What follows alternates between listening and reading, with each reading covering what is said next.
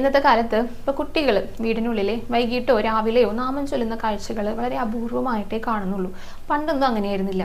ഇപ്പോൾ കൂട്ടുകുടുംബം എന്നറിയല്ലോ, അന്നത്തെ കൂട്ടുകുടുംബ വ്യവസ്ഥയിലെ ഒരു മുത്തശ്ശി ഉണ്ടായിരിക്കും. ആ മുത്തശ്ശിമാരാണ് സന്ധ്യാസമയത്ത് മേലൊക്കെ കഴുകി വന്നിട്ട് വിളക്കൊക്കെ കൊളുത്തി കഴിഞ്ഞിട്ട് നാമം ചൊല്ലാനായിട്ട് തുടങ്ങും. അപ്പോൾ വീട്ടിലുള്ള എല്ലാ കുട്ടികളും അവരൊക്കെ സ്കൂളൊക്കെ വിട്ട് വന്നിട്ടുണ്ടായിരിക്കും. മേലും കഴുകിയിട്ട് ഈ മുത്തശ്ശിയുടെ അടുത്ത് വന്നിരിക്കും. എന്നിട്ട് ഉറക്കെയാണ് നാമം ചൊല്ലുക. അപ്പോൾ ഏതൊക്കെ നാമങ്ങളാണ് ചൊല്ലേണ്ടതെന്നൊക്കെ ഈ മുത്തശ്ശിമാരാണ് ഇവർക്കൊക്കെ പറഞ്ഞു കൊടുക്കുക. അങ്ങനെ ചെറുപ്രായത്തിൽ തന്നെ കുഞ്ഞു കുഞ്ഞു നാമങ്ങൾ ചൊല്ലിയിട്ട് എല്ലാ ദിവസവും അവർ നാമം ചൊല്ലാനായിട്ട് തുടങ്ങും. അപ്പോൾ ഇന്നത്തെ കാലത്ത് ഇതൊക്കെ കുറവാണ്. അപ്പം അങ്ങനെ ഇല്ലാത്ത വീടുകളിൽ അത് തുടരണം, അല്ലെങ്കിൽ അത് ഇനിയും ആരംഭിക്കണം എന്ന് പറയാനായിട്ടാണ് വന്നിരിക്കുന്നത് കേട്ടോ. കാരണം കുട്ടികളൊക്കെ വഴി പിഴച്ച് പോകുന്ന കുറേ കാഴ്ചകൾ നമുക്ക് കാണാം.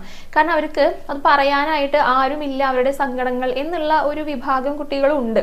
അപ്പം എന്താണ് വേണ്ടത്? അവർ മാതാപിതാക്കളുടെ അടുത്ത് സംസാരിക്കണം, അല്ലെങ്കിൽ ഭഗവാനിലായിരിക്കണം.